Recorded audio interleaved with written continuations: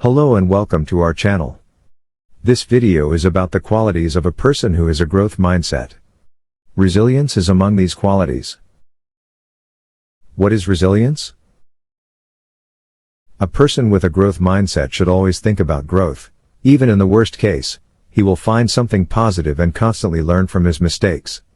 An individual with a growth mindset holds the belief that learning is achievable through effort. In life, there are many challenges and failures. Resilience is the speed at which we bounce back from adversity and failure. Why is it important? Before I give you a reason why resilience is important as a growth mindset, let me give some examples of possible challenging situations. Life is not easy. Things will never be in our way. There are many situations in our lives that are beyond our control. For instance, we may experience a job layoff or the loss of a loved one.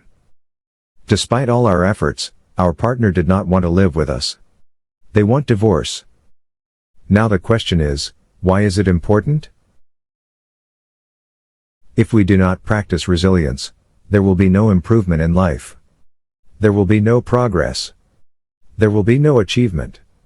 Otherwise, we stuck in front of challenges, failures, and adversity.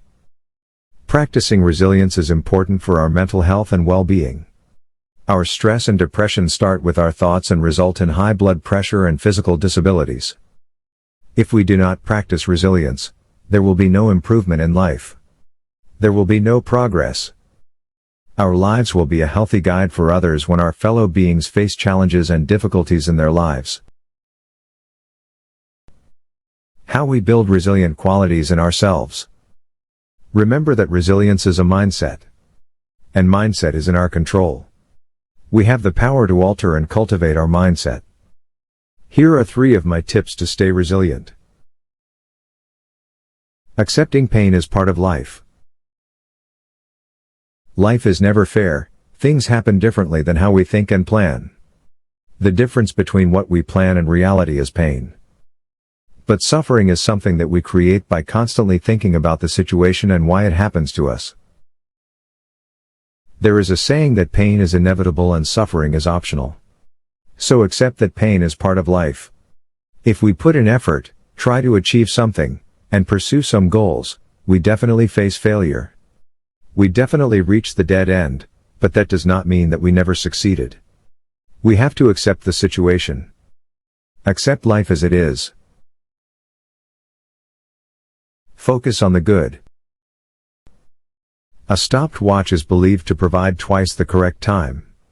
Every situation has some positive sides, too. It teaches us something, so focus on that. The term negative bias exists. See the situation from a positive perspective. There is always something to learn from every situation. Always focus on the good. Ask yourself how to respond. Most of the time, we deal with situations in a reactive way. Before reacting, ask yourself the question. Is your response harmful to you, or will it be helpful? Is this improving the situation? Always respond in a way that is beneficial to you.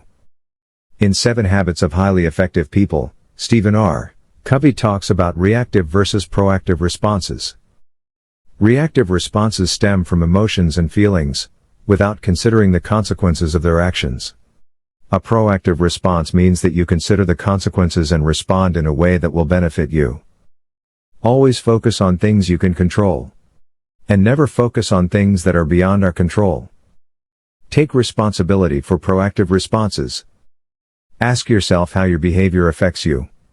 Is it harmful, or is it good? If it is hurting, most of the time, our own thinking or response to a situation has more effect on us than the situation itself. Hi friends, I hope you liked this video. I explained why resilience is important and what points you should consider when faced with a situation. In the closing notes, there is a saying. You can't control the direction of the wind, but you can adjust your sails. See you in another video.